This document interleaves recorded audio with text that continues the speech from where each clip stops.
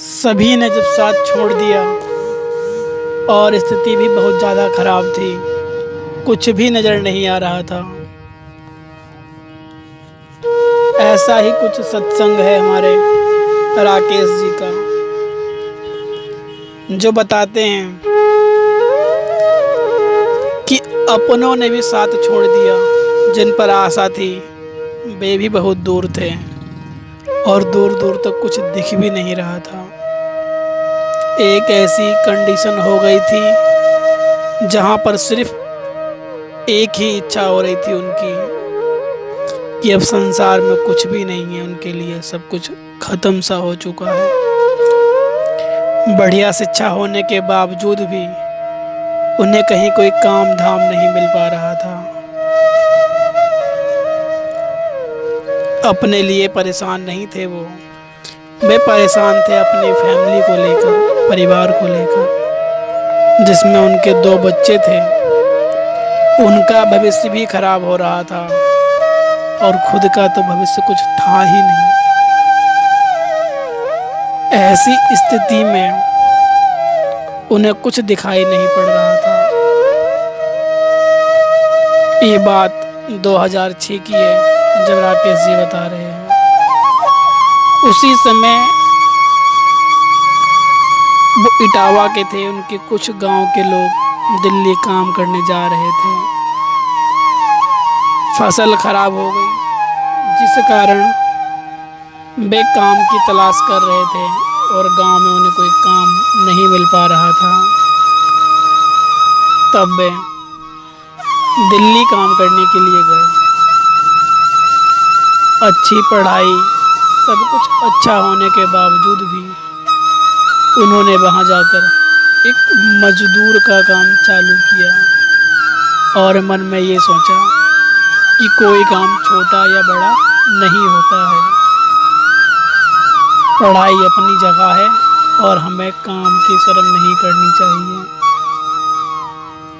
लेकिन उनके मन में एक सवाल उठा कि अगर हमको यही सब करना था तब इतने साल पढ़ाई का हमें क्या नतीजा मिला और हमने क्या पढ़ाई करी और हमने क्यों पढ़ाई करी। क्योंकि एक मिस्त्री की सैलरी, जिसे राज कहते हैं, उनसे ज़्यादा थी। यही सवाल लिए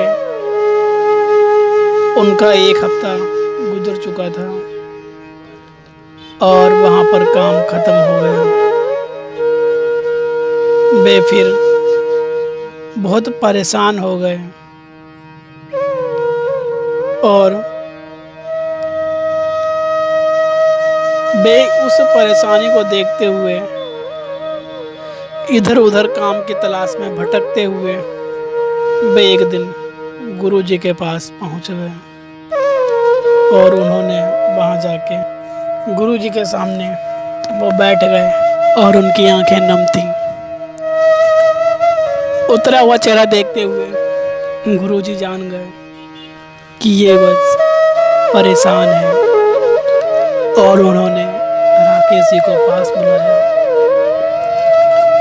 और कहा, इतने उदास होकर क्यों बैठे हो। राकेश के आंसू छलकने लगे और वो रोने से लगे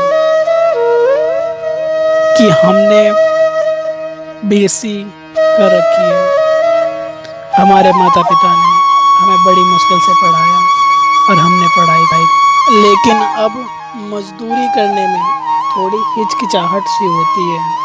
शर्म तो कोई भी नहीं है, लेकिन हिचकिचाहट है।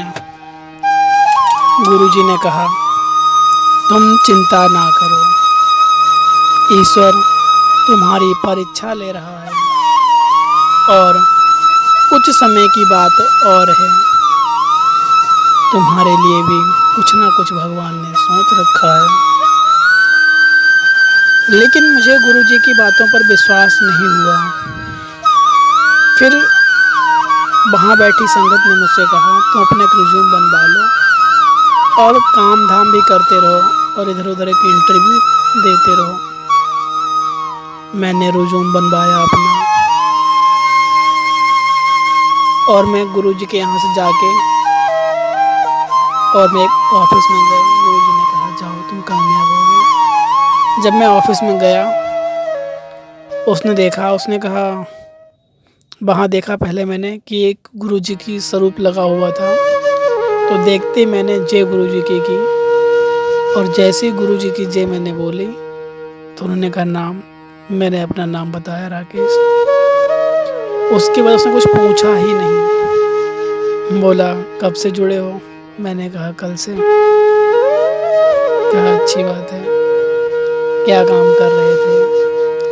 मैंने अपनी सारी स्थिति उनको बताई कि मैंने बीएससी कर रखी, उसके बाद भी मैं मजदूरी ही कर रहा हूँ। उन्होंने कहा कोई बात नहीं। और 8,000 रुपये में मेरी उस समय जॉब लगी थी। उसके बाद में मैं वहीं पे जुड़ गया और जो हमारे सीनियर जिन्होंने इंटरव्यू लिया था वो जब भी गुरुजी के पास जाते तो मुझे भी साथ में लेके जाया करते थे। तब से मैं गुरु से जुड़ा और मेरा विश्वास बढ़ गया। जब भी गुरुजी देखते थे मुस्कुराते हुए चेहरे से देखते थे और ऐसी छवि बस गई गुरुजी की कि जब आज गुरुजी नहीं है तब भी जब मैं अपनी आंखें बंद करता हूँ तब मुझे गुरुजी का वही स्वरूप और वही ध्यान में दिखाई देते हैं कि गुरुजी मुझे देखकर मुस्कुरा रहे हैं। इसलिए आप चिंता ना करो, क्योंकि गुरुजी कहा करते थे सब कुछ ना कुछ ऊपर वाले ने लिखा हुआ है। इसलिए चिंता नहीं, चिंतन करो। और गुरुजी से मिलने के बाद मेरी ज़िंदगी में बहुत ज़्यादा चेंजेस हो गई। अब मैं एक खुशहाल जीवन व्यतीत कर रहा हूँ और गुरुजी की कृपा से आज सब कुछ मेरे पास में है। इसलिए गुरुजी सभी को देते हैं। जय गुरुजी की।